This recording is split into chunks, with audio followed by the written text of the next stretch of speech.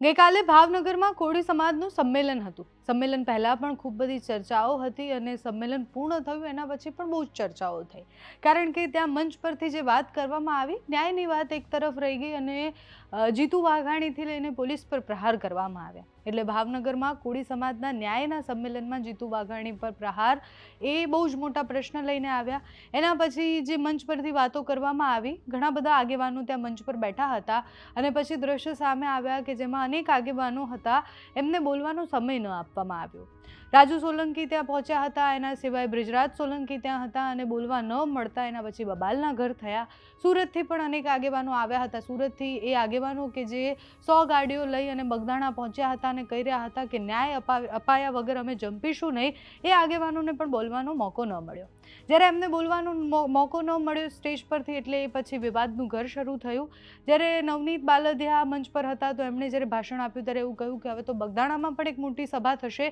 એટલે હવે આ કિસ્સો અને આ કેસ આખો ક્યાં સુધી ખેંચાઈ શકે છે ખબર નથી। કોળી સમાજના ન્યાયની વાત હવે બાજુ પર રહી ગઈ છે, નવનીતભાઈના ન્યાયની વાત બાજુ પર રહી ગઈ છે, કારણ કે જયરાજ આહિરની ધરપકડ બાદ ન્યાયની વાત તો સ્પષ્ટ હતી કે તમે લડતા કઈ વાત માટે હતા। એ આખો મુદ્દો હવે એક સામાજિક મુદ્દો વધારે બની ગયો છે। સમાજ આખું ભેગું થઈને એવું કહે છે કે અમારે 2027માં અમારા સીએમ જોઈએ છે, કોળી સમાજના સીએમ જોઈએ છે। ઋષિ ભારતી બાપુ પણ જ્યારે પ્રતિક્રિયા આપે છે ત્યારે એવું કહે છે કે ભાવનગરમાં જ અમારા કોળીની એટલી બધી વસ્તી છે કે અમે ચાહીએ તો અહીંયાના એમએલએ પણ બદલી શકીએ છીએ।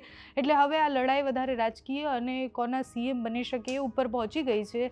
ગઈકાલે જે લોકોને બોલવા ન મળ્યું એ બબાલ શું થઈ, એ શું કહી રહ્યા છે તે સાંભળીએ।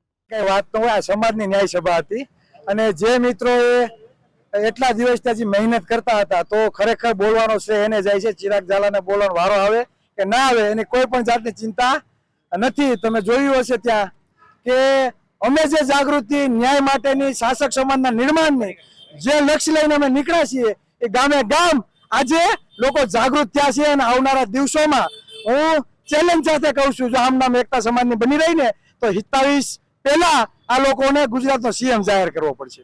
ગુજરાતમાં ઘણી બધી એવી સીટો છે, 25 થી 30 સીટો એવી છે જ્યાં કોળી સમાજનું સૌથી વધારે પ્રભુત્વ હોવા છતાં, ઓબીસી સમાજનું સૌથી વધારે પ્રભુત્વ હોવા છતાં ક્યાંય પણ તેની ગણના વિધાનસભામાં ટિકિટની થતી નથી। અમારો પ્રયત્ન એ રહેશે, અમે કોઈ અમારા સમાજના એક પણ ભાઈઓને નુકસાન પહોંચાડવા માંગતા નથી, પણ અમે અલગથી 25 થી 30 સીટો લઈ આવવાનો પ્રયત્ન કરશું અને અમારા ટેકા વગર આ ગુજરાતની એક પણ સરકાર, બરાબર, એક પણ સરકાર નહીં બની શકે અમારા ટેકા વગર। આજે સમસ્ત કોળી અને ઠાકોર સમાજ દ્વારા નવનીતભાઈના ન્યાય માટે જે ન્યાય સભાનું આયોજન કરવામાં આવ્યું, જેની અંદર ખૂબ જ મોટી સંખ્યાની અંદર સમસ્ત કોળી અને ઠાકોર સમાજના ભાઈઓ હાજર રહ્યા અને અમારી માત્ર એક જ માંગ છે કે જે ત્યાંના મેડમ ડાંગર છે એને ડિસમિસ કરવામાં આવે। આ એની જ માંગ સાથે આ સંમેલન મળ્યું હતું। એમાં તો વાત એવી છે કે હું રાજકારણમાં તો શું જ તે ઓલરેડી કાલ સવારે કોઈ એમ કે હું અત્યારે ના પાડું કે રાજકારણની અંદર પિન્ટુ કોળી નહીં આવે, પરંતુ હું ઓલરેડી રાજકારણની અંદર જોડાયેલો છું। હું આમ આદમી પાર્ટીમાં છું, પરંતુ જ્યારે મારા સમાજની વાત આવે ત્યારે હું પક્ષનો પટ્ટો ડાયરેક્ટ ખીચામાં ઘાલી દઉં।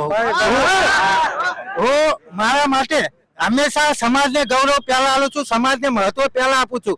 એટલે મારું ગૌરવ એટલે મારો સમાજ। મારા સમાજ માટે મારે કોઈ પક્ષની જરૂર નથી, મારો સમાજ એ જ મારું ગૌરવ।